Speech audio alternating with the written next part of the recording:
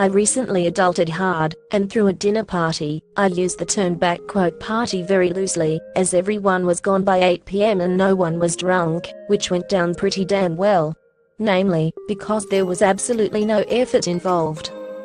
I spent a good portion of my life in a raging internal debate over wanting to see my friends, but also, more importantly, wanting to sit in my underwear like the piece of shit I am. So the fact that I was able to be social and remain dangerously sloth-like was just delightful.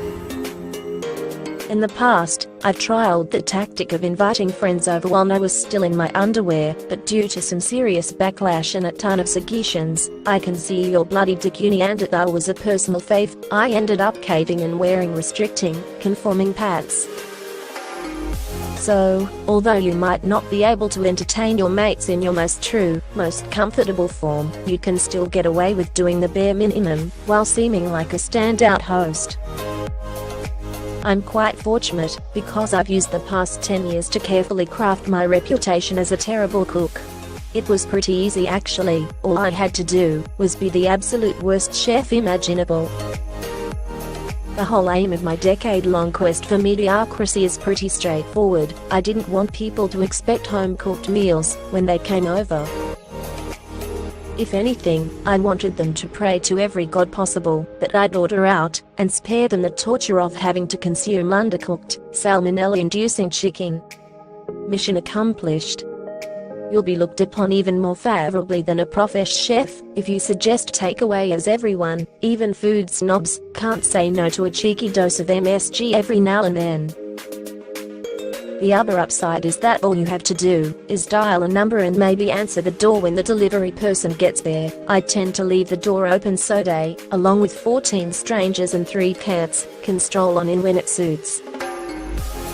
Discussing politics and that time your friend was abducted and held hostage for 6 months is fun and all, but eventually, even with the most interesting of maids, the conversation will run dry. Thankfully, it's 2018, and we're no longer limited to 1980s Trivial Pursuit and spontaneous therapy sessions that end in tears and shame. We actually have technology we can rely on for entertainment. Whether it's a movie in the background, or whipping out Fortnite for hours of tense silence as everyone remains fixated on the screen, technology allows us to keep everyone chuffed without lifting a finger. You don't even have to pretend to be witty or fun yourself. You may have noticed that the group you've attached yourself to since high school, while decent humans, can't hold a conversation for the life of them. The last thing you want is guests who expect to have entertainment handed to them on a platter, while offering absolutely zero substance in return.